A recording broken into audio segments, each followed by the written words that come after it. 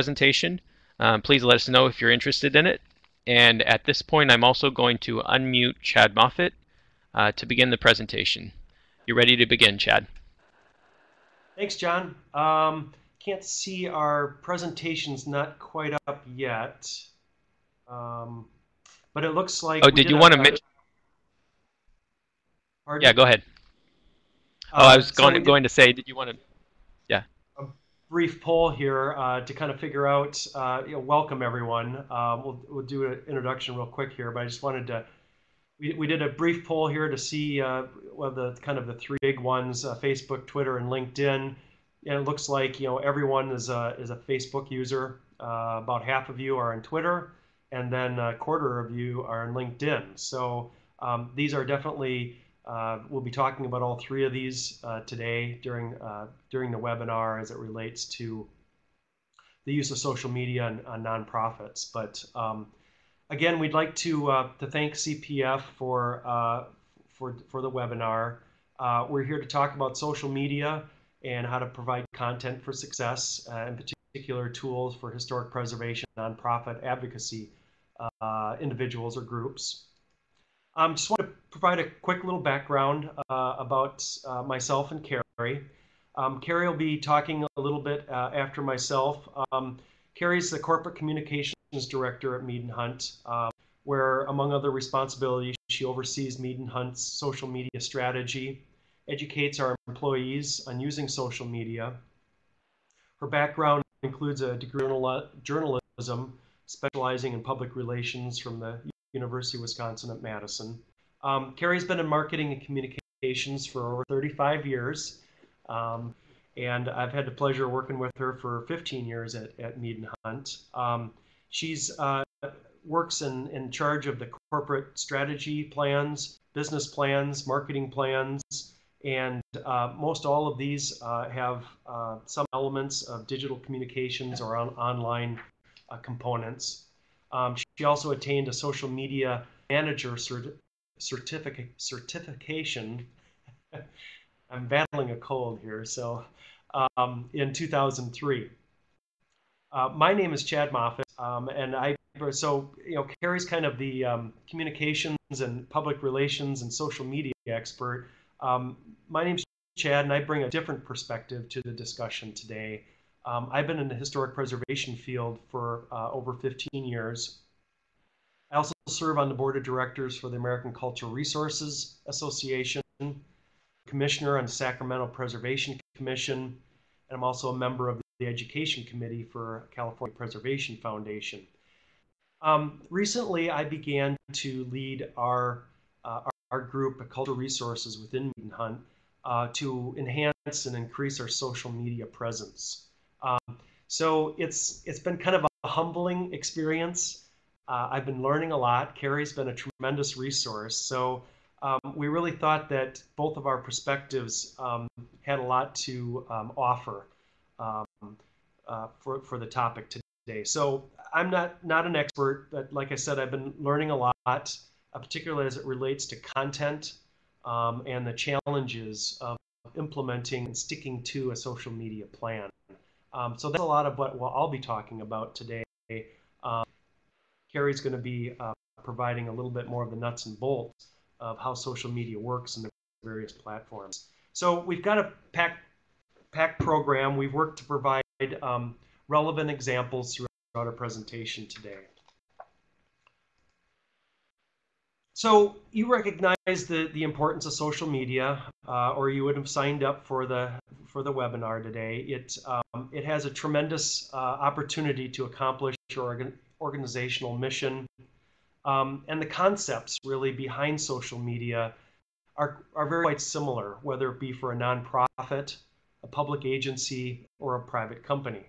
So we're really hoping to provide an overview today that really will allow you to take your online presence to the next level, or if you haven't established an online presence, give you some interesting things to consider as you begin to do that.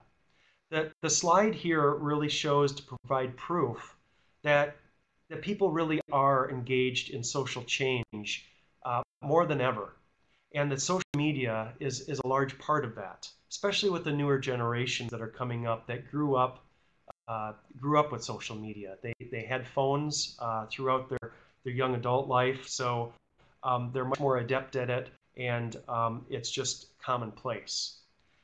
For an advocacy organization that's doing nonprofit advocacy organization that's really focused in historic preservation type issues, social media really provides a quick and inexpensive way to leverage action, raise funds, and educate a really wide audience, probably a wider audience than we've been able to get at in the past. So today we're going to discuss setting your goals, create a plan, and the various resources that are available. And then finally, we're going to kind of loop back around and briefly touch on some of the elements to consider while implementing your plan. Primarily the concept of using some type of editorial calendar. So why use social media? Kind of hinted at some of them. It's a very cheap, expensive platform, but it's also very quick, and it's a quick and inexpensive alternative to direct mailings and meetings. I know that being involved with various nonprofits and all types of different organizations, finding meeting space and paying for direct mailings are sometimes very burdensome on budgets. Social media also allows you to very narrow focus or target your audience. In addition to being able to communicate faster and reach more people, you're able to target your audience. And it's also green. So in today's world, not going through paper and other products, it's a very green way to engage in your membership. So to be effective on social media, I think a couple of the themes that'll come out today is building a community of supporters. And I think a lot of what Kary and I will talk about today is ways to reach out and to not only provide good content, but to kind of take it one step further and to engage people on a one-on-one and engage in some type of dialogue. I know personally that's probably been the most challenging part of using social media, is not just pushing content out there and messages, but actually using it in a personal way to reach your audience. So, nonprofits have really traditionally worked very hard, and many nonprofits do very well at building community. So social media is one more tool in which you can kind of supplement these efforts, these traditional efforts that you're engaged with, but it really is out there 24 hours a day, 7 days a week, and 365 days a year with a Facebook page or a LinkedIn group, or a variety of other platforms that we'll talk about today. And just to reiterate, as I've been involved with social media, I've been really working to get beyond that one-way communication situation. So that the beauty of social media is that people can talk to you as well, ask you questions. So I think that's one of the biggest advantages, but it's perhaps one of the largest challenges as well. So why use social media? We already talked about building community. Building community really has two natural benefits that come to mind, and that's expanding, naturally expanding your base, your membership, or the people that have a vested interest in the particular topic that you're engaged with. And studies out there show that using friends of friends is the most effective way to gain new members, new people that are interested in your point of view. 92% of people trust their friends' recommendations, whereas only less than 40% trust the use of advertising. So even if you're able to get a public service announcement or reduce direct costs, it may not be as effective of a tool to get your message out as using people that already are kind of singing your song and then them pushing that out to their friends via social networks. The second main advantage is really enhancing your message. So, many of you as an individual or as a group, you already have some type of mission or goals or some type of point of view that you're working on. This with social media allows you to engage in, for instance, identifying influencers out in the field that help spread the word. And nonprofits really have been smart about this for years. Leveraging perhaps the president of the Chamber of Commerce or a local news or radio personality to make posts on your behalf or to speak out about a particular topic. But with social media, you can go beyond that. You can go beyond the local now, and you can really engage people from across the state, across the country, and really across the world if it's appropriate. So we're seeing that a retweet that may reach maybe 50,000 or 100,000 people might be more beneficial to an organization now than a $50 donation over the long term. So this slide here kind of illustrates that a number of different types of areas that nonprofits are involved with. And this was really commissioned by a Craigslist founder to analyze the different types of causes that nonprofits are engaged with, and then analyzed how they're using social media across a variety of platforms. And it looked at the 5 largest nonprofits in each group and kind of measured who's talking about who, the frequency of posts, and really worked to measure the impact. And the interesting thing here is you've got a variety of different topics such as animal rights issues, children's issues, disaster relief, and what came out as being the most effective group was the treatment of animals. It gets the most social love, at least according to this study. So this really is in part the result of building a strong community, but also using social media in a very smart way. Another reason to use social media is it allows you to become a thought leader. This allows you to demonstrate your knowledge or your organization's expertise in a particular area or topic. Some people on the webinar today may be familiar with TED Talks, TED, all in capital. They're available on YouTube, but they're a forum in which thought leaders give very focused presentations, and they're taped and they're made available to people.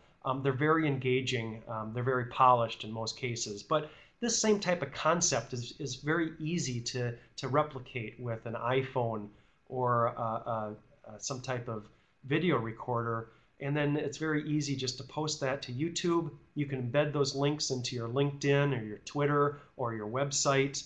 And it's a very effective way, very inexpensive way to reach a huge number of people.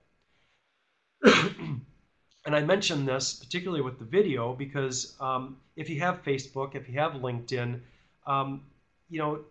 many of the organizations you're involved with are actively involved with weekend events, testimonials of your members, you're giving out awards, you're recognizing projects. All of these serve as perfect examples in which to capture content for social media. So this slide is just kind of a, did you know slide. The big takeaway here is that social media is not a trend. I remember one of the first professional development sessions I went to way back in 2006 on LinkedIn. I went back to the office and many of my coworkers were really skeptical, thinking that this was just a professional version of MySpace, which I think MySpace is all but gone. But lo and behold, LinkedIn is still around. It's a very robust platform for certain uses. So, and the statistics show that social media by nonprofits is actually increasing, and it's actually at a higher rate than small businesses. 96% of 96% of nonprofits are on Facebook, while only 90% of businesses are. And 76% of nonprofits tweet or post multiple times a week. The number for businesses, which is 66%, is almost 10% smaller than that.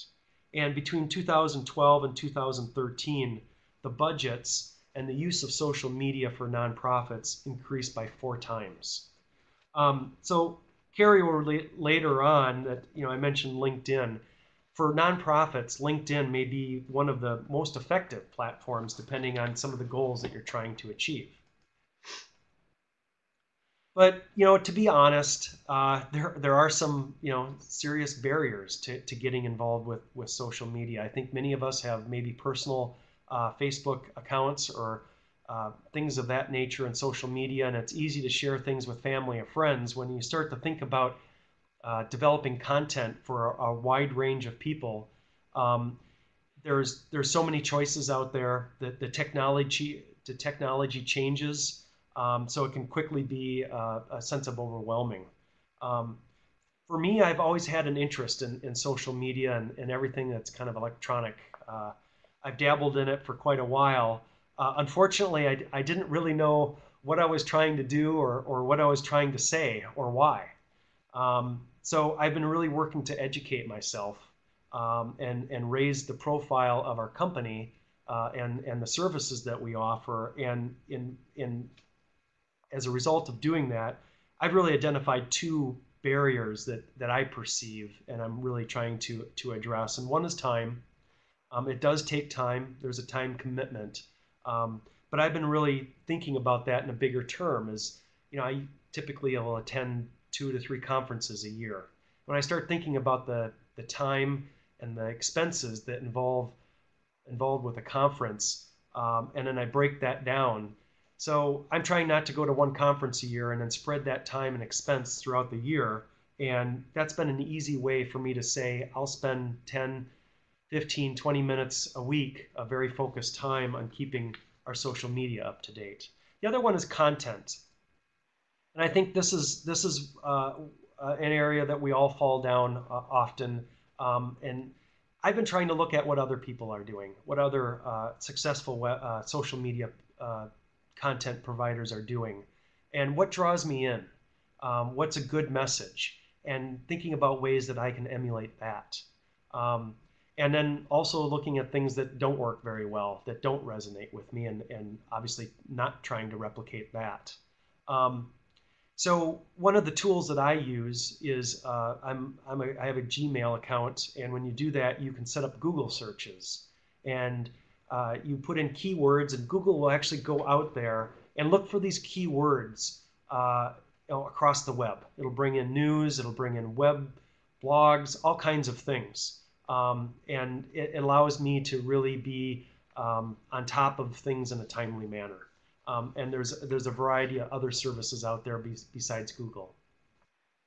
So just real quickly before we launch into some of the nuts and bolts of it, I just wanted to provide some examples here of other nonprofit preservation organizations that are out there that are using social media in a pretty comprehensive way. Here's a preservation directory. If you're not familiar with it, it's a kind of a national organization that fosters the preservation of historic buildings, promotes heritage tourism, and it really works to facilitate historic preservation among professionals, communities, and the public. It really serves as a clearinghouse for many topics or aspects of historic preservation. And you can see here in the slide, it employs a website, but the website is supplemented by Facebook, Pinterest, Twitter, and monthly e-newsletters that go out. So while preservationdirectory.com is not directly involved with advocacy, they're very actively supporting other organizations that are.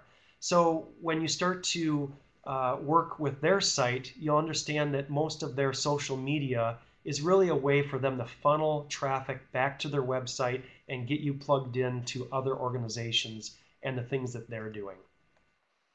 The next example here is Preservation Action. Many of you in the preservation field are probably aware of Preservation Action. They go way back to 1974, and they are really the national grassroots lobby organization for historic preservation. They monitor and advocate for policy and programs at the federal level. They employ a website, and interesting, on their website, they actually embed their Twitter feed right into their website.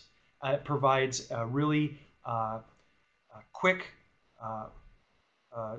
way to keep up on their Twitter feed in terms of advocacy and the funding and calls to action. They're often engaged in trying to mobilize people to come out a particular way on a bill that might be coming through Congress or some type of funding level that might be affecting, say, the National Park Service. They also use Facebook and LinkedIn, but not so heavily as they use their website, their e-blast newsletter, and their use of Twitter. And then the last example here is a local example, and it's a really great example, at least of the use of Facebook. This group is called Local Preservation Ready Sites. They're based in Buffalo, New York. They've got a not very engaging website. It looks like they maybe developed it 10 years ago and really haven't done much more with it since that time. They're not on Twitter. They're not on LinkedIn. They don't have Pinterest. They don't have any other platforms that I'm aware of. But boy, is their Facebook site very active. Plenty of engagement. It's like being in a room where there's an active discussion going on. So that's a great example of building community very effectively at a local level. So these examples really were meant to show a variety and the mix of platforms that other preservation organizations are using. And slight differences between them are really based upon what's being said and what their mission and goals are. Why one uses Twitter more than Facebook versus one uses Facebook more than Twitter or Pinterest. So this kind of comes back to, I think it's interesting in kind of doing an inventory of what other organizations or similar individuals are doing with their social media. That might be a useful way of thinking about a strategy that might work best for you. And with that, I'll turn it over to Kary to go over some of the platforms and nuts and bolts of it. So can you hear me now? Is my mic on? Nod? Yes. Good, good. All right, so hopefully at this point, Chad has convinced all of you that social media is the place you need to be, and if you're a not-for-profit, you need to take it kind of to the next level and use social media. He's talked about the barriers you need to overcome, and for me, the first thing you need to look at is your goals. So you need to be aware of what can be accomplished with social media and what can't be accomplished with social media. It's a great place to build a community. He's given you some wonderful examples. You can retain volunteers, you can get sponsors, all kinds of buy-in and cause awareness. There's lots of great things that you can do with social media.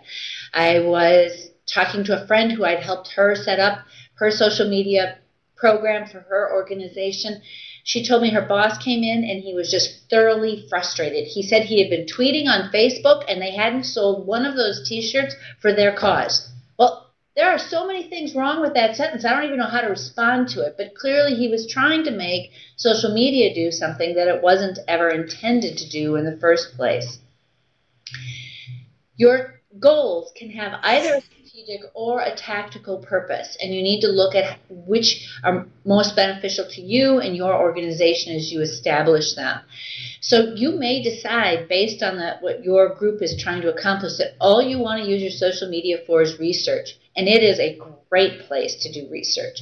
On the other hand, you may say, listen, yeah, we're going to do listening type things, we're going to do polls, we're going to do contests, but really what we want to do is build our brand. We want to build our reputation. There's a bill coming up that we need to get passed, and so that's where we're going to go. But what I want you to do is, at the onset, is before you say, oh good, I'm just going to go create that Facebook account, is think about what it is that you're going to try to accomplish. This is a basic marketing plan. So what you start with is your goal, or goals. It could be plural. Here's what we're trying to accomplish, our organization. Then you identify the audiences. And the audiences will be plural. This is going to be your stakeholders, your volunteers, Maybe it's a state Department of Transportation. Maybe it's a legislative body. Maybe it's a historic neighborhood. But think of each of your audiences and put them each in a bucket. Then you're going to look at what content, what objectives and strategies, and what messages can sway that audience towards the goal that you want to accomplish.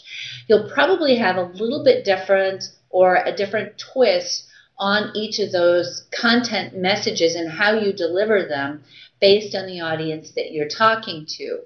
And then the last step is to look at your tools. So for this particular audience, a brochure and a poster and an event are going to be just perfect. But for this other audience, they're a little bit more digital savvy. So we're thinking an email message connected to a blog and maybe tweet that out through our Twitter account. But you do a mix of tools to deliver the messages so that you can attain the goal that you want to accomplish. I'd like to share some trends for what people are looking at in terms of social media for 2015. The Not-for-Profit Communication Trends Report was released recently. So they did it from 2014 on what they expect to see in 2015. And you can see from this chart that visually that's going to be top. The Instagram, the Pinterest, and the YouTube, which are very visual platforms, are pretty much neck and neck in what these organizations are going to be experimenting with and trying out new things in 2015. Right behind them are Google Plus and LinkedIn, which are very content heavy. This is where you can publish detailed research and lots of information.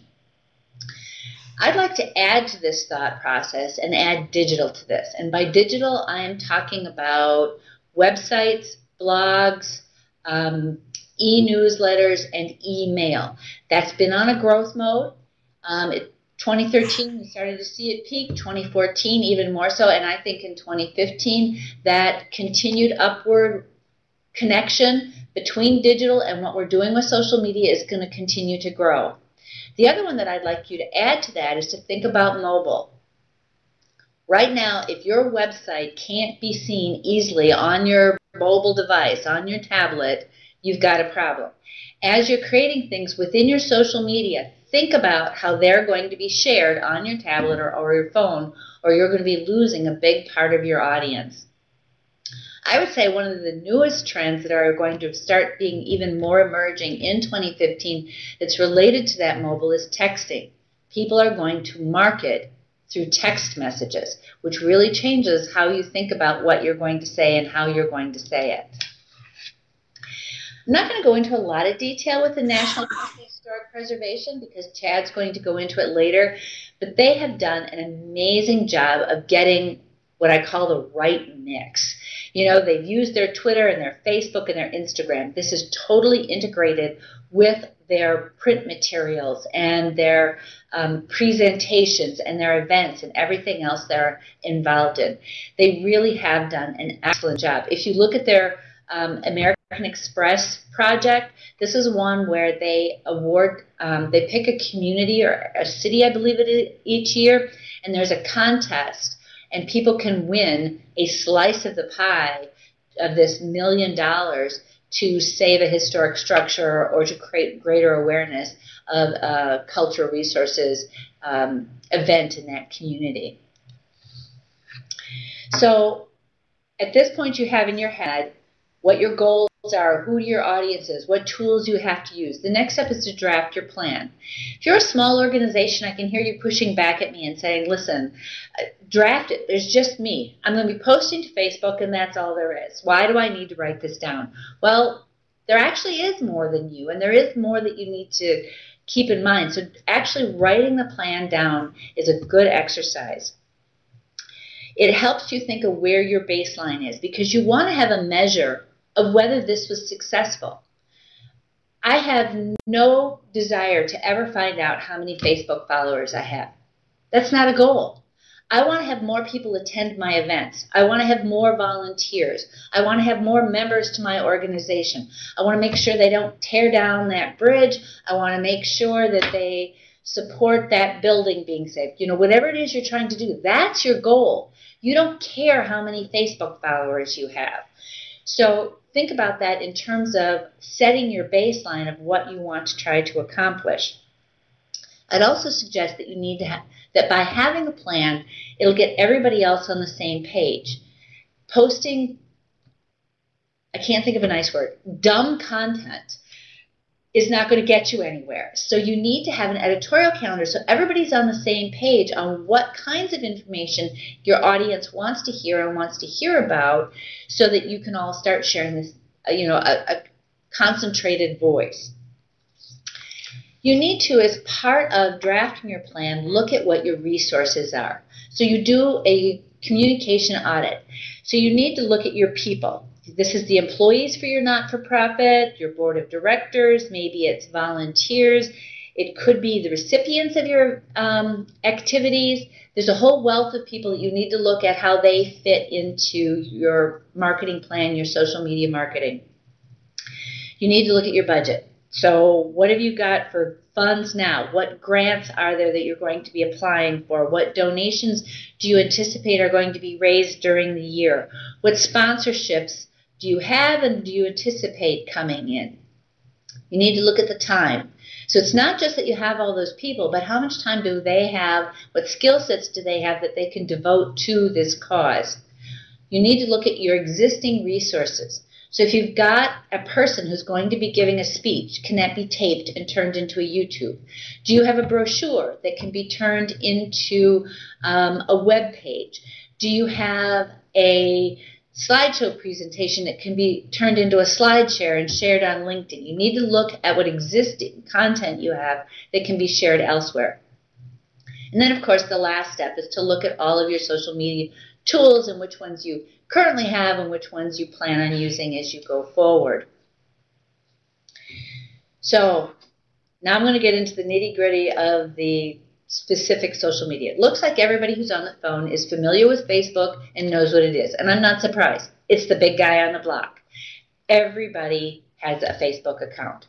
If they're involved in social media, that's where they are. There are other social media that'll say they're bigger. Right now, this week, I saw that Instagram says they're bigger than Facebook. Well, no, they're not.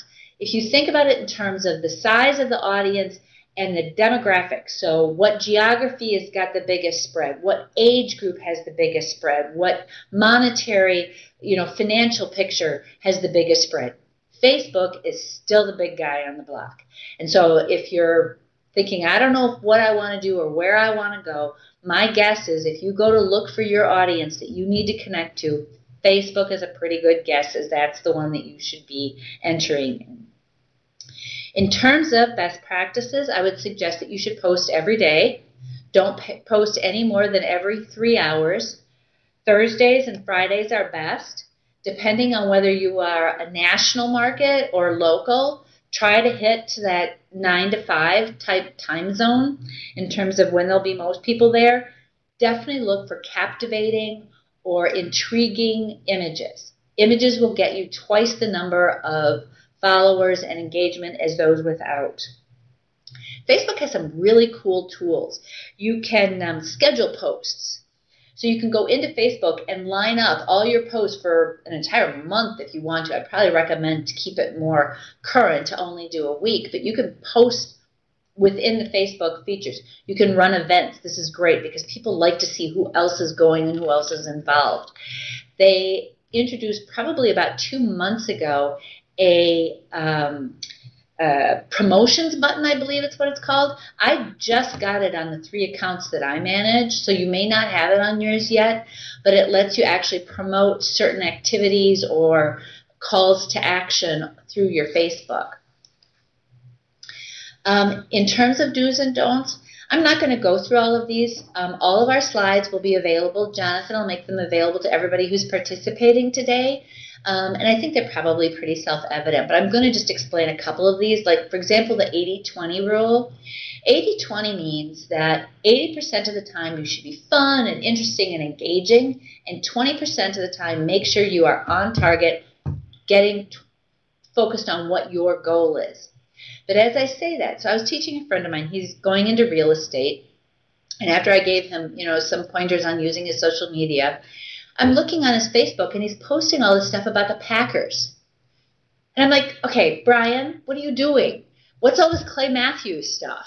And he was like, well, you told me 80% of the time, be fun. I'm like, no, but still be on target or be on within the realm of what you're talking about. So talk about interesting things in the neighborhoods where you're selling your houses, or talking about the fun things that are going on in terms of staging a home, or make sure you're still on topic, but it doesn't have to be, you know, so specifically to the brand for 80% of the time. I would not ask people to share. At this point, people are really tired of the, if you love your mother, share this. Well, so all people who didn't share it don't love their mother, they're done with that. So don't go there. If you've posted good content that's engaging and interesting, they will share it. I would say also in the don't do fake comments, and don't buy likes. Don't have your family go in there and all try to hit like and share. You can actually hire services who will go in and fill up your feed with comments and likes and shares. But the truth is, if you're trying to accomplish a goal and you filled it with all these fake followers, you're not going to accomplish your goal. And more than that, pretty soon the ones who are real followers, they figure it out. You know, besides that your last name matches everybody else's. So just don't go there. This is a wonderful example of a group that's doing a really good job with Facebook. I would recommend going out and looking at my old Kentucky home. They're doing a hashtag contest. I'll explain hashtags in just a moment, but they've done a really good job of using their Facebook to be engaging and interesting and fun and get lots of people involved in their activities. Twitter's the next one that I would recommend. And again, you need to find where your audience is so that you know whether you should be there or not. And you can't just say, well, listen, I've got a Facebook account, so I don't want to learn Twitter. If your audience isn't on Facebook and they are on Twitter, you need to be on Twitter. It's not that hard.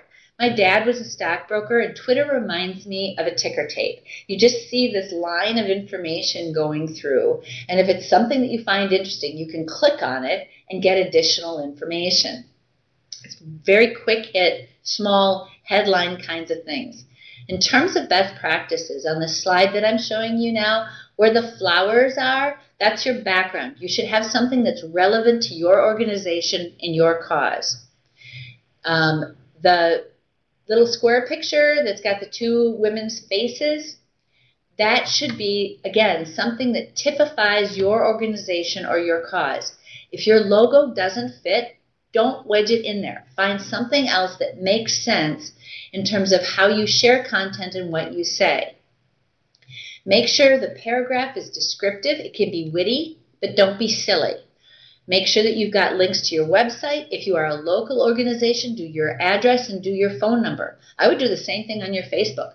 Make sure that you can be found in places that are in real life versus just on social media. In terms of your content, Twitter is where hashtags were founded. You can now use them everywhere, but it's critical to use them on Twitter. So make sure that this is the place that you don't forget. You've probably noticed that Chad and I are real infographic fiends. To me, they're so much easier to remember what you're trying to say and what you're trying to convey. So I've got my next two slides are pieces of two different infographics that I think are a great place to help you remember best practices for Twitter. Twitter has the best engagement on Saturdays and Sundays. Again, try to hit those daylight hours based on whatever your I'm in Central Standard Time, so wherever you are, and if you're national, think about it in those kinds of terms. Twitter, you have to understand that people come on and they leave. So just because you tweeted at 8 o'clock this morning, they may not log in until 3 o'clock, and if their feed has gone and gone and gone, you've lost them. So tweeting multiple times the same message is not inappropriate. Tweets with images will be retweeted twice as many times. Tweets with a hashtag will get twice as many as those without. A tweet with 2 hashtags will get twice as many as those with just 1 hashtag. But what's really interesting is if you hit that 3rd hashtag, it goes the other way. You get less retweets than you do without. One of the things that's kind of unique about Twitter is just because people aren't retweeting you and they aren't commenting doesn't mean that they aren't embracing you. There's a lot of people who just read. They use it as a news source. So go ahead and just keep on going. It doesn't mean that you haven't captured your audience, that they're not posting all sorts of comments. I would make sure that you don't use up your full 140 characters. If they do want to say something to their followers, wow, this is so amazing. They're saving this entire neighborhood. You've used up all the characters. Your URL that goes back to the website that explains what's going on in that particular cause is going to get lost. So keep your tweet short enough that they have room to share their information as well. This is a great example of a good tweet. So it's nice and short. They have a visual image that really pulls you right in, easy to understand. They have 2 hashtags. The one thing they forgot to do is they don't have a URL that goes back to their website so that you can see why the World Wildlife Federation wants to talk about ecological footprint. So I would have added to this a URL back to the website. All right. If today there is nothing that you found valuable, this is it. I want you to take the LinkedIn. This is the one that you can take to the bank. I saw that when we did a poll of who was involved, LinkedIn was towards the bottom.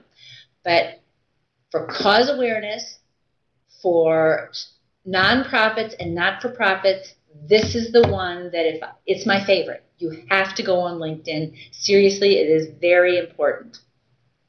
There are going to be people who, when they're on Facebook, are sharing pictures of their kids and their neighborhood and what the book club's doing. They're going to be on Twitter and they're going to be posting what they thought of the Green Bay Packers and what was the best book they read. They're going to be on Pinterest and they're going to be doing their recipes. They wear all these other hats. The thing is, LinkedIn is for business people to do business. So even if they wear all those other hats, when they're on LinkedIn, they're going to have their business person hat on, and they're going to be thinking like a business person. So in terms of your cause or your organization, do you have business people that are important?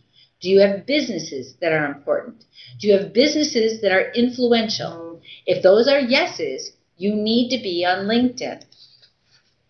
More than that, LinkedIn is the only social media platform that has a forum that is only for not-for-profits. It was set up specifically for nonprofits in January of 2014, so it's not that old. LinkedIn set up what they called their volunteer marketplace. They pulled in a partnership with Catch a Fire, Taproot, BoardSource, and Volunteer Match to ask them best practices on matching volunteers and board opportunities with volunteer organizations so they could bring these two parties together. What's amazing is today, 82% of the people who are on LinkedIn have indicated that they are interested in being involved in a not-for-profit activity. If you want to go look at a best practices in a not-for-profit, go look at the Nature Conservancy of Canada. They did just an amazing job of using this forum to move their cause forward. So, to further my argument on why you absolutely have to be on LinkedIn, in September of 2014, Surveymonkey did a study of 1,000 adults, people 18 and over, who said they were active in social media. And they asked them, where did you first hear about social good cause? And they said social media. Then they followed up with that same question and said, of hearing about a social good cause at all, where did you hear it? And the answer again was social media. So then they said, how many of you are giving money to social media causes?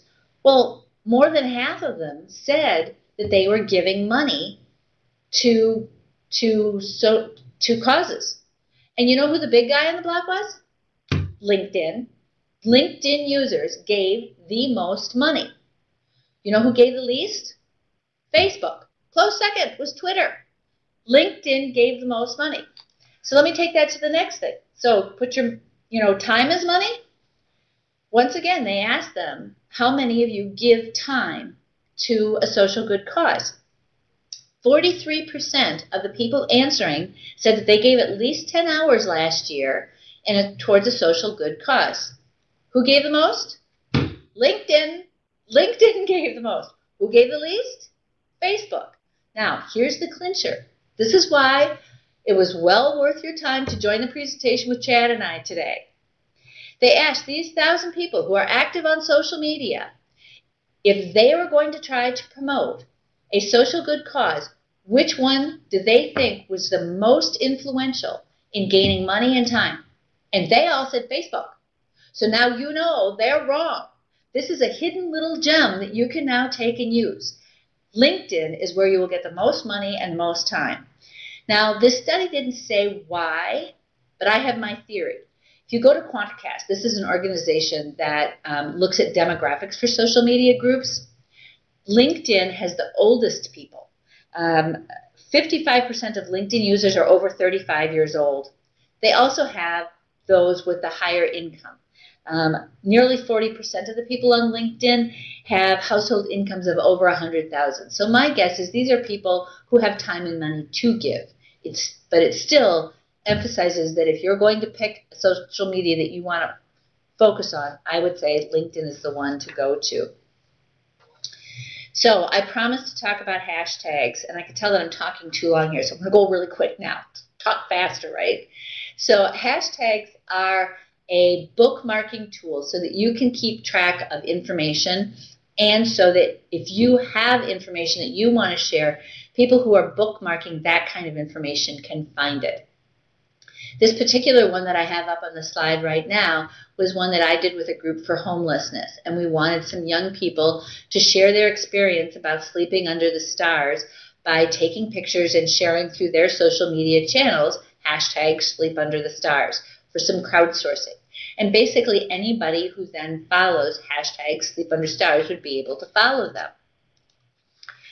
If you want to learn more about how to use hashtags for your not-for-profit, there's a really cool, I love BuzzFeed, it's full of fun little stories, but go in and search for what U.S. history would have been like with hashtags. And it kind of gives you a fun example of how to create personalized hashtags and how to use hashtags either through LinkedIn or Twitter or Facebook, or just to take them out into the general world and look in Bing or Google or Yahoo to see how hashtags can be used either to follow them or to share through them. There are some tools to help you find a customized hashtag, and it is important to find one that you can own. I was recently helping the National Hydro Association promote their conference, and so I was hashtagging NHA and got just a snarly note from the Hockey Association. Evidently, NHA, they felt, belonged to hockey, not hydropower. So no problem. I sent my apology, and we hashtagged NHA dams after that so that we would own our own hashtag. These tools that I have on this slide should help you not run into that particular problem. Twitonomy is a tool that helps you find influencers in a certain type of information so that you can see what hashtags they use. Hashtagify.me will will let you see what kinds of trends are happening within a certain niche, and then you can drill down from there. Tagboard lets you cross-platform your hashtags so you can see which ones are trending on LinkedIn and Facebook and Twitter simultaneously, so you can see if there's some that are going to be stronger in one platform than another. Tweetbinder lets you put in a query and then gives you a choice of hashtags that might work depending on what it is you're trying to communicate. Twitter's tailored trends, besides being difficult to say, I haven't had great luck with it. It looks at your location and your posts to give you good hashtags, and since I tend to do social media programs that are national, having a location bind in there doesn't work real well for me, but try it. It might, depending on what you're doing, work better for you.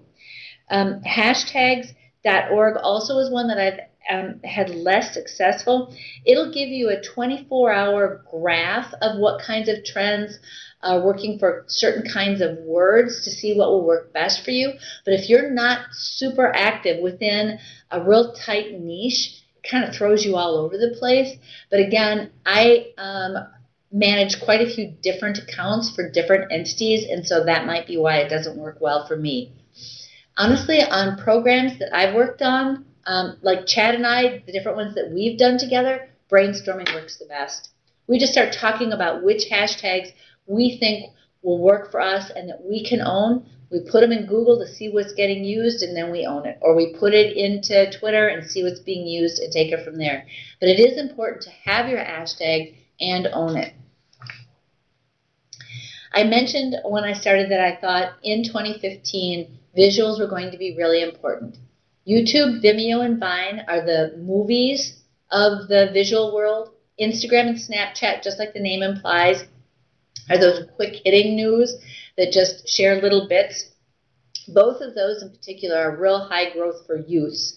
Snapchat is kind of where many of the young people are going if that's something that your not-for-profit needs to be aware of. They're leaving Facebook where their moms can find them, and they're going to Snapchat where everything's deleted 5 seconds later.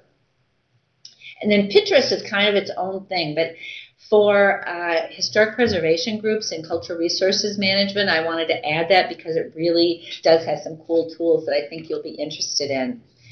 In terms of those first three that I talked about, the video marketing, here's my best practices. Definitely, if you're creating a video, don't get carried away. Short is good. Make sure you stick to brand. Make sure you don't try to share a multitude of messages. Stick to one message per video that you're sharing. If it's something that a casual phone can just do your Vine, go for it. If this is something that's going to be your brand, spend some money and hire somebody. Just because a kid knows how to run that software doesn't mean that that's the person you should be doing. Think about how you're going to be represented in your video. As I mentioned, the Instagram and the Snapchat are quick hits. In terms of how you might be using it, definitely download an app that will let you edit on top of the images that you're taking and the images that you're sharing. That way, if they get passed or shared, the content of your message gets shared with it. So this is an example where they've got #5 for the oceans that explains what's going on and the date of their event. I would have probably added a website to this as well. But definitely make sure that as you're at events that you're hashtagging and sharing and that you're using the @ symbol. So if there's other people who are present who have Twitter accounts or have other accounts, that you're connecting with them or tagging them within your Instagram account. It's a great way to get people excited at events and get them coming to your next event so they're not the one who's left out. Pinterest was started years ago by brides. Seriously, these are people, these are women who were getting married, and instead of getting a folder and ripping out pages of their bride magazine to put their dress in, they created a social media where they could put boards. So they could have their dresses, they could have their venues, they could have their appetizer thought processes and what songs they wanted when they ran down the aisle.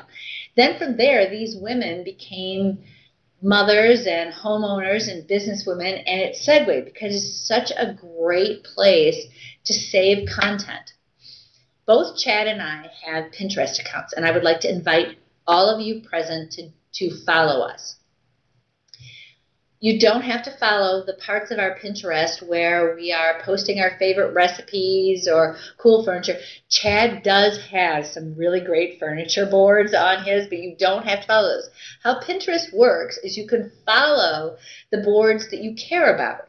So you can go into our Pinterest accounts and follow the ones on LinkedIn, on Twitter, on digital marketing, on content sharing, on all different kinds of social media. And you don't have to follow the ones on my exercise regime. In terms of how you might use this as a not-for-profit, The National Parks Association has done a great job with their Pinterest account. So in this slide, these little squares are all different boards, and each one of these represents a different national park. And if you go into these boards, they have walking tours, they have events, they have photographs of what you might see if you're traveling to that location. My husband and I are planning a trip down to St. Louis. And when I found the site, the first thing I did is to find out if there were any national parks nearby and what kinds of things I could see and do. They have done such a great job of integrating their other social media into their Pinterest that they have this Trivia Tuesday where they ask questions about different national parks that different people can get engaged and involved in. It's definitely lots of fun and very visual and captivating. So before I close, I need to circle back to the beginning. This shouldn't be all about social media. You need to think about how the social media integrates into your total picture. So if you've got a website, if you've got blogs in your text, your digital, how does that integrate into your social media? If you are placing ads, if you are getting articles in your newspapers, if you are doing face-to-face outreach meetings, just think about how this all fits together and how you can share it all and make it more powerful and have a further reach by using your social media. And with that, I'm passing back to you, Chad. Well, if that doesn't seem truly overwhelming and the possibilities don't seem endless, I know. So, but now we're just going to talk about where some of this starts to come together. So who's gonna be saying it? Who's gonna be talking for you? If it's more than you, for your organization, what's your online voice? My experience is that you really need someone to lead the effort. This can't be a committee type of activity. You do need someone to take it on, to own it, and to have fun with it. So if it's not just one person, if you're in an organization in which there's going to be groups of people, maybe some of your volunteers, your membership, also posting, you need a process, and that process can be instilled or captured in your social media plan. I've observed in my own journey of learning and trying to get better at social media and try to have fun with it, that consistency is really difficult to achieve unless you have a champion. So, being able to post once a day, like Kary said, that's optimal, that's ideal. But if there's no one in charge, making sure that that's happening, it's difficult to achieve. So I would suggest that there's a leader. That doesn't necessarily mean that that's the only one posting, but there's someone that's driving the effort. Again, my lessons at Mead and Hunt is to start slow, especially with people that aren't used to social media or not resistant to it, but may find it overwhelming or just there's too much going on. So start slow and build momentum. Start with likes and follows and encourage people to get engaged with it. And it'll become easier. It'll become a little bit more second nature. Then they can start moving into sharing content and then working into engagement in which there's actually dialogue occurring. If you have numerous individuals, say you have volunteers or a board of directors or staff that will all be posting, we suggest developing packets where you can kind of distill your organizational goals or missions and equate those in your plan so that you can revisit that and it's clear. That you can, over time, develop a kind of an FAQ or frequently asked questions type of packet where, if you are dealing with people that are unaccustomed to social media, questions and concerns or challenges will come up, and how you've worked through that in the past will inform you moving forward. And then your process can become a living process.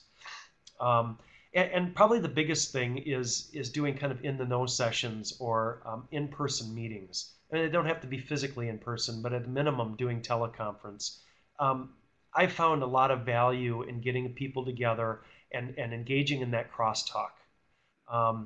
Getting people on the same page, brainstorming, and reassessing, because your take on what you're doing on social media may not be how it's being perceived by others.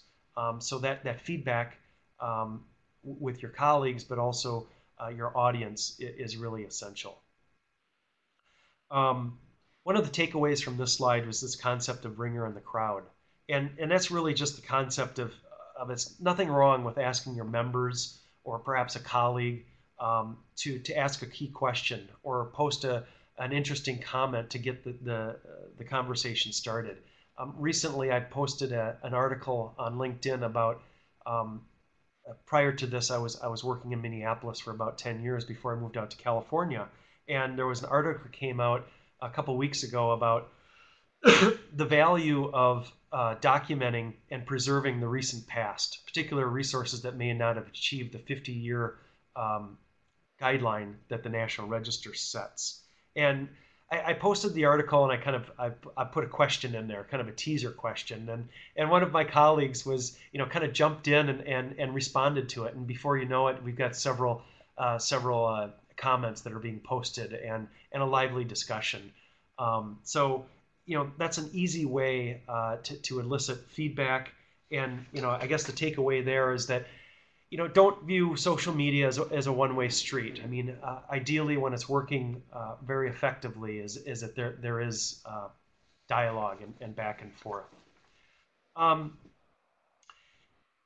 Again, I think the most important thing about content, I mean, there is a tremendous amount of research going on out there. There are services that you can hire that can mine content for you and tell you what's most relevant. But I think being engaging and being authentic are two of the biggest things. I mean, I try to think about what's going to pull people towards our organization, or pull them out of that kind of constantly running stream of the Twitter feed. What are our members or our audience really truly interested in? Not as opposed to something that might be related to preservation or something that we're engaged in, but is not going to resonate well with the type of people that we are trying to engage. And I'm just going to share with you two things in the next slides. But bigger picture is we're all engaged, particularly nonprofits, in activities. And meaningful activities. You've got volunteers. You're, like I said before, you might be providing information on projects that are going on in your community. There might be activities going on in neighborhoods, or people might be having home tours, or recognizing volunteers themselves. All of these provide really easy content to provide. And I also try to think in terms of series or a sense of journey. Something that can be told and encourage people to check back. Last year, during Preservation Month, we launched a campaign that we were highlighting preservation success stories. And this was kind of in a national context. So we selected projects that either we were involved with or our clients had worked on that we felt went above and beyond what was required. And we tried to develop an engaging theme, excuse me, and then provide some type of relevant takeaway, so that short, sweet, to the point. But this was an ongoing kind of series, so it encouraged people to check back and say what's going to be posted tomorrow, or what's going to be posted next week.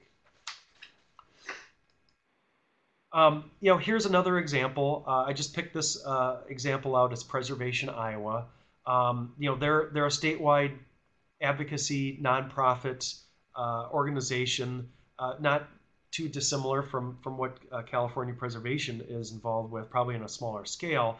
And they're involved in providing timely updates and updates related to state level funding and passage of policy and laws, but they're also very heavily engaged in bringing attention and highlighting threatened resources, primarily buildings and structures across the state. So, I thought this was a good example of they've got a website that they've got kind of a current news ticker tape that's embedded in there that the website provides, but they also have their Facebook feed in there. So, as opposed to the Preservation Action, which they embedded their Twitter feed, this organization puts their Facebook posts in there. And it's a really good way to kind of pivot back and forth between their website and Facebook. But I thought what was really interesting about Preservation Iowa is that they make very good use of Pinterest. And one of the things that Preservation Iowa is very actively engaged in, as I said, is highlighting particular properties or projects that are endangering or are endangered historic resources. So Pinterest is a really good way to provide that visual connection and to link people into other places from that. But they make a really good use of Pinterest. And later on, if we have time, maybe John can share some of his experiences with California Preservation Foundation and social media. But just really quickly here, I want to talk about two kind of strategies for content and implementing your plan. Next series of slides will just kind of be like kind of cheat sheets and things to think about and how to package maybe some of your content. The first is storytelling. And, I don't need to be the one here to tell you that, it's all about telling a good story. And it's very effective. Think about the last time you had a great story. You heard it or read it. What are the components that make a good story? It's memorable. You kind of lean in and you listen. You kind of want to know more. It often affects you at a personal level, and it kind of makes you want to share it with someone. You get home from work at night, and if you talk about something with your significant other or your friends or family, it might be a good story. It's memorable. You want to pass it on. So again, I'll come back to a lot of the activities that we're engaged with. They might seem kind of nominal or trivial, but it's very easy to kind of think about them in a little bit of a different twist. One thing that came to mind as I was putting this together, it never made it on social media, but I think it would be great if it ever did, is my grandmother was involved with the United Methodist Church in a small community. And every year there was about 20 or 30 little old ladies that got together at the church, and they baked these things called pasties. And it's basically a Cornish pie, or kind of looks like a calzone, but it's potatoes and meat inside. Well, they cook literally hundreds of pasties. So that oven gets fired up at Friday morning and it doesn't get shut off until probably late Sunday night or early Monday morning. So you've got 20 or 30, 80, sometimes 90-year-olds working in this kitchen, the stories that go on, the tradition that's been established over time, and they're raising money for local charities. That's something it seems like if you live there, it's just something they've been doing forever. But what a great opportunity to tell a great story and to raise awareness not only to their efforts, but the charity that they're raising money to support. Content repurposing, Kary kind of talked about this when she said, doing a media audit, looking at the types of materials that you have. It could be newsletters, it could be brochures, it could be press releases, it could be material that you've worked to prep yourself or volunteers for a particular event. All this stuff can be repurposed. So it's there and it's easy to use. So whereas storytelling is a very effective, content repurposing is very efficient, because this is stuff that you already have. Think about the concept of recycling almost. So one of the points I wanted to make here is that you need to kind of repurpose it, though. You need to add a twist to it, though. So it's not just taking your brochure, scanning it, and putting it up on your Facebook. So it provides relevant information that you can extract out. Think about how you can kind of put a slight twist on that and make it relevant. And then think about the different platforms that you might be posting to. Kary kind of mentioned this earlier. You know, when I sometimes will use a similar article that I'm trying to post across multiple platforms, LinkedIn provides me an opportunity, many more characters. People tend to read more on LinkedIn versus scanning. So it's easier to recognize the author of the article and present that person as an authority on the particular topic. Whereas with Twitter or Facebook, you're really trying to grab someone's attention with a picture or key caption. So I kind of mentioned earlier my Google searches. This is content that I'm using. It's kind of repurposing because it's coming from other sources. These are news articles that are coming from outside of Mead and Hunt. It's great because it provides a steady stream of content. But I think the other takeaway from the slide is making sure that that stuff is relevant to what you're trying to achieve. So you need to be selective. My Google searches, I literally get hundreds of emails with various hits throughout the month. I'd say 1 or 2% of those hits provide information or articles that would be relevant and interesting to the audience that I'm trying to reach. So this slide here is just kind of a quick guide. So as you're developing your storytelling, your stories to tell, or you're looking at content that you're thinking about repurposing, you might be thinking about, well, how do I put that twist on it?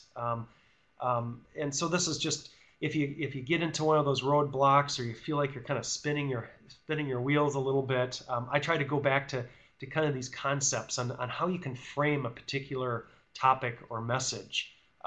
Appreciation and acknowledgement is great. Who doesn't like to be thanked or appreciated or acknowledged? Social media provides a perfect platform to do it in too. It could be your staff, it could be a donor, it could be a project, it could be someone that's doing best practices. It could be another organization very similar to yours that you're recognizing something that they're doing. Oftentimes, I will find something that the Cultural Landscape Foundation, which is a national nonprofit that's involved specifically with cultural landscapes. So I'll take something that they're doing and make a tweet out of it or post it to LinkedIn. And the great thing that they do, they must have someone that's just out there 24/7 monitoring this, is that they'll send me back a tweet, recognizing and thanking me, and then and it's out there. And so it's kind of a win-win situation where they get a little more traction out of the story, but they're recognizing the fact that I or we found what they're doing brings great value to the preservation of cultural landscapes. Just real quickly on advocacy and appeals, I think the challenge there is we're all engaged in particular campaigns that might be about saving a building, a particular campaign that might be about influencing a vote or funding levels. I think we're right there. It's really important when you're putting content out there to avoid generalities. Be very, very targeted, specific, and timely. Instill a sense of urgency. Like we've said before, Twitter particularly is like a flowing river. So unless you really be explicit about it, it's going to really be hard to capture people's attention. Real quickly here, another kind of best practices, make sure that you make good use of images. Images are very effective. Think about as you visit web pages or as you look at Twitter, the things that stand out to you are often things that have very engaging images. And then as you're putting your messages together, make sure that your landing page is appropriate and gets people where they need to be. Kary mentioned earlier the World Wildlife Foundation and the great tweet that they put, but unfortunately there was no way to get back to look at that study they were referencing. So make sure that you've got a post in there that takes people back. If you're looking for volunteers, it should take them back to somewhere where they can fill out a form to volunteer their time. So as an example of where kind of all this storytelling and the mix and all these kind of things come together, this Partners in Preservation American Express Foundation, a trust for historic preservation, has been doing this program for years. Cities across the country In 2012, we thought this was a really good example. It was a really good example of kind of the right mix of social media platforms and telling a good story. They really wanted to reach out beyond the traditional social media and tell a story. So they coined the New York experience, and the campaign included that they developed a hashtag. They leveraged Foursquare, which we didn't mention before, but this is social media where you can check into various businesses, and they allowed people to get a preservation badge. They had over 20 bloggers, and they leveraged the Twitter feeds of American Express, the National Trust, Partners in Preservation, and local nonprofit TV and radio stations. In addition to that, they got local influencers, New Yorkers themselves that were celebrities on TVs or local news people, and then engaged local film students to create videos of the historic sites themselves. So all of this kind of came together, and they leveraged a lot of this content, coupled it with their traditional things, and really made the program in New York City in 2012 a great success. And just some of the results, they had 300 tweets and 130 Facebook posts just by the bloggers. They had 15,000 tweets about Partners in Preservation that reached nearly 150,000 people. They had over 31,000 Facebook likes, and then they had over 16,000 new Foursquare followers. So all of this really equates to more people aware of the causes in New York City related to historic preservation. So it was a great mix, tremendously successful campaign. This next slide is just meant to show how you can take your messages and make it part of something bigger. Here we see David's Tea is a commercial, is a business that sells tea that a local hunger relief shelter teamed up with. They developed a kind of a campaign of share a cup of warmth. Their hashtag was Cup of Warmth, and basically what it boiled down to is that they encouraged their customers that if they came in and bought a cup of tea, that they donate the same to the hunger relief shelter. And then David's Tea went out and liked people's posts when people posted that and their tweets, and it was really a win-win situation where they were able to raise awareness and actually raise tangible things for this hunger relief shelter and gain a whole new audience in the process. So we're kind of winding down here. So basically, we just want to say have patience. Have fun with it, and realize that this does take time.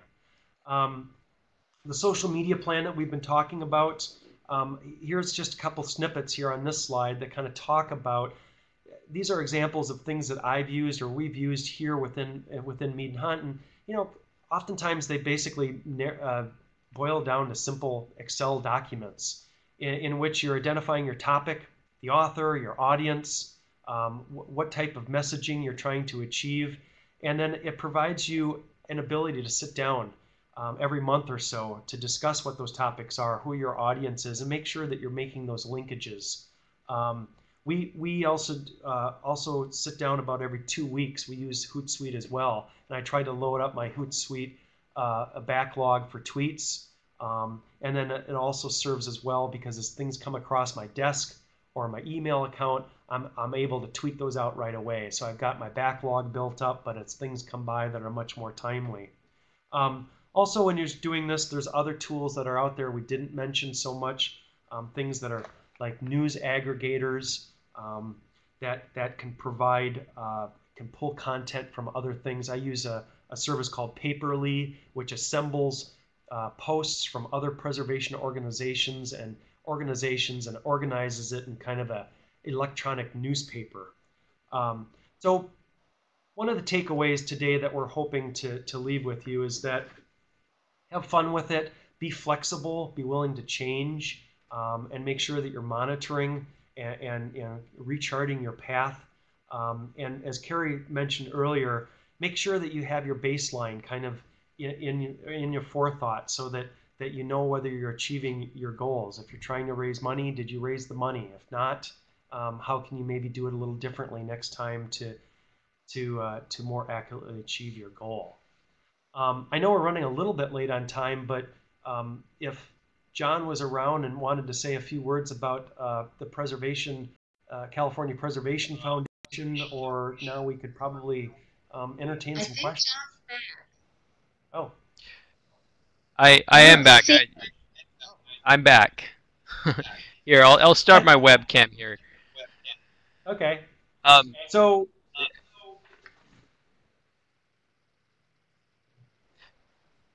All right, so I'm going to suggest just immediately jumping into questions because we have a few in here and we don't have much time. If we do have time for me to show people what CPF does with our very limited staff of 2 full-time staffers now, I will. But for now, I'm going to address these questions, and I'm going to let Kary and Chad kind of provide their insight on these. And the first question that came up in the Q&A box was, what techniques have you used to achieve a cohesive message in a field of very independent and passionate volunteer voices?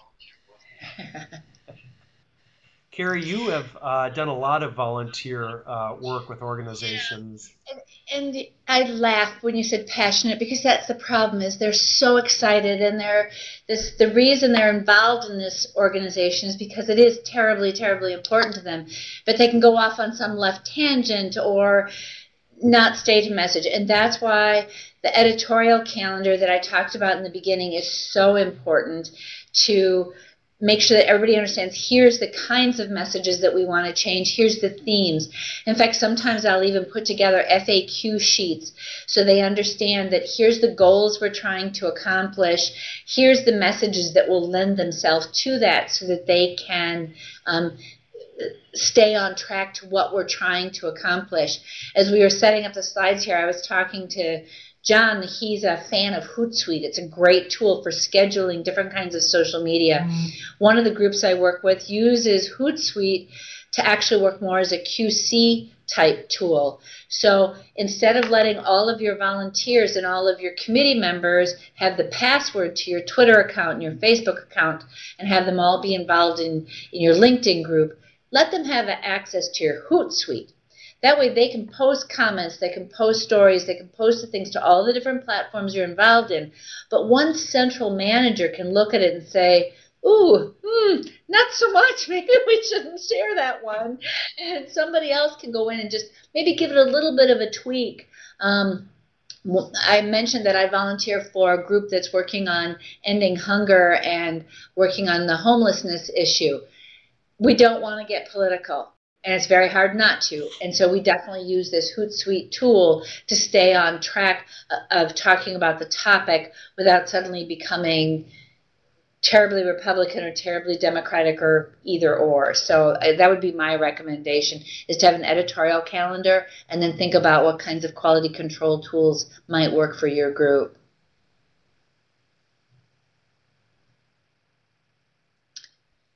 I think okay, Diane, and for whatever reason I had a short freeze there.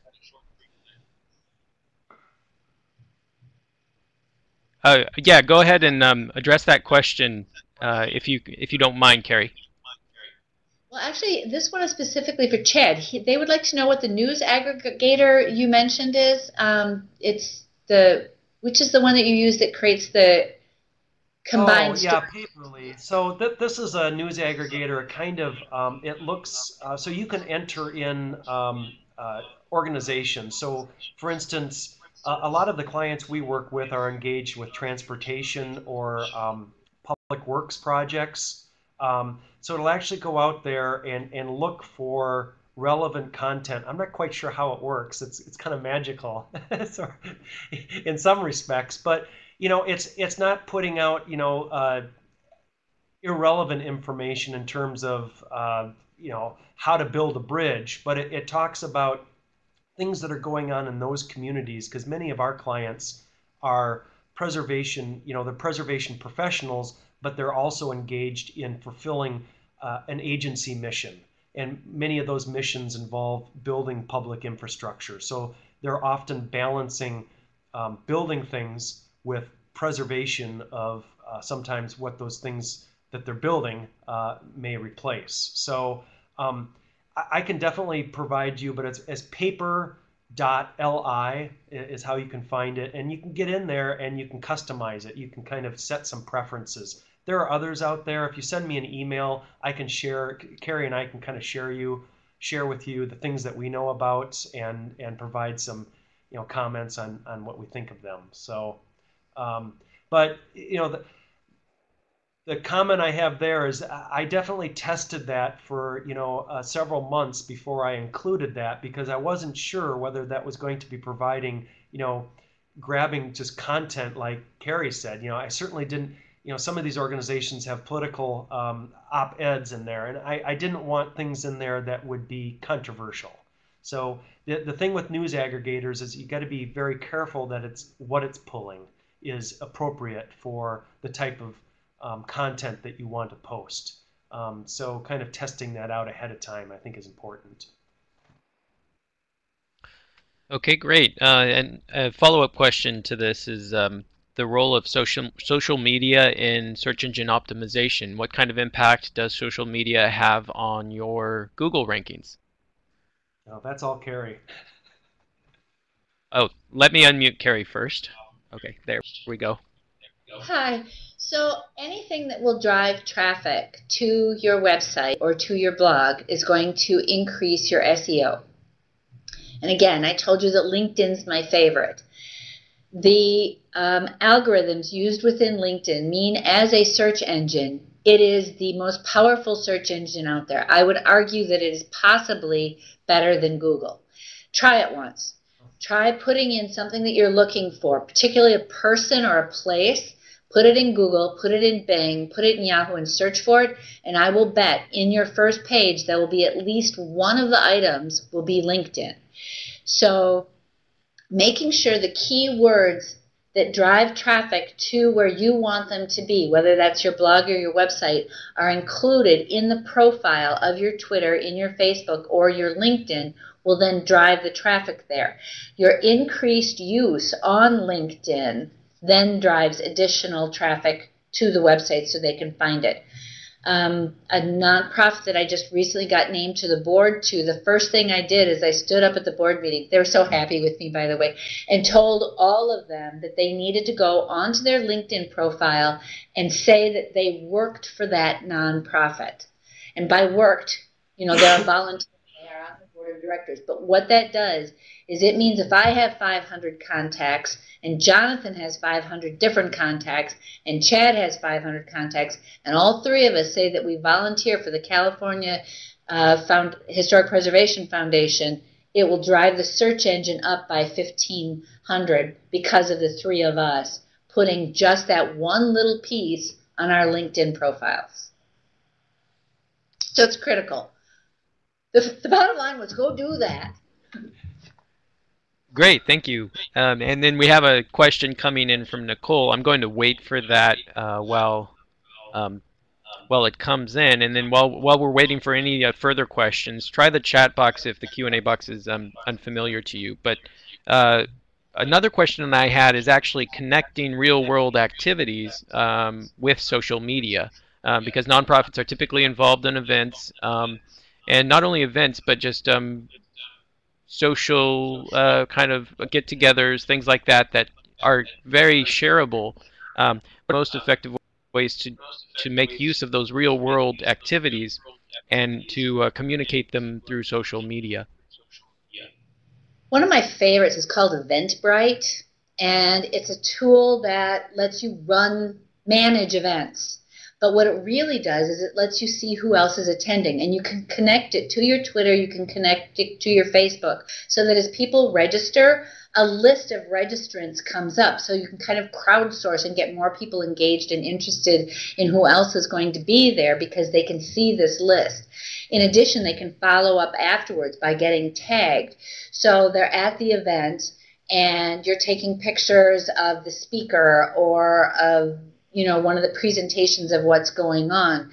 By then tagging it within the Facebook, and that's connected back to the organization, you get that sort of crowdsourcing going on and getting more and more people engaged because they want to be one of the people who's seen as supporting that organization. In particular, if you are a smaller organization, so a friend of mine has a daughter who's autistic, and she has a business page for a book she's written about parenting an autistic child. She has connected her Facebook page to some national and international autistic pages. And what that does is it drives up her Facebook page in terms of any of the activities she does. Because there's people who may not, where she lives, in Madison, Wisconsin, know anything about it, but they belong to the national organization. When her event comes through, they automatically get tagged by geotagging, and so they can find her that way. Definitely, I don't know a lot about it because I haven't done as much, but there's some really unique ways that you can do fundraising activities associated with events through social media, because people sort of, you know, it's like going to a Tupperware party. They don't want to be the only person who doesn't buy one. And so if you go to an event and everybody else is giving, they'll make sure that they throw some in the pot too. Great, thank you. I think that was just a comment. Thank you very much from Nicole for both of you. Maybe what I'll do now, since it's 1:33 p.m., time to close this session. I'm not going to show anything that CPF is doing, but I'm more than happy to answer your questions, demonstrate things individually with any of the participants here in the room, and I think the other two speakers would be willing to do the same, I hope. I don't want to speak for you, but in any case, so what I'm going to do now is move over to the evaluation, and this is especially important for a small group like today because it helps CPF gauge your interest and what you would like to see in future programs. I can email all of you the PDF presentation from today by the end of the day, so keep an eye in your email inbox for that PDF. And please keep it to yourself. It is copyrighted material, but feel free to use it for your own personal reference. From here, I'm going to move over to the evaluation page. And wanted to give a second word of thanks both to Chad and Kary for their wonderful presentations. My apologies, there's a few older links on here, so don't pay attention to the links at the top of the page. But I'm going to throw up a survey here. Give me 2 seconds.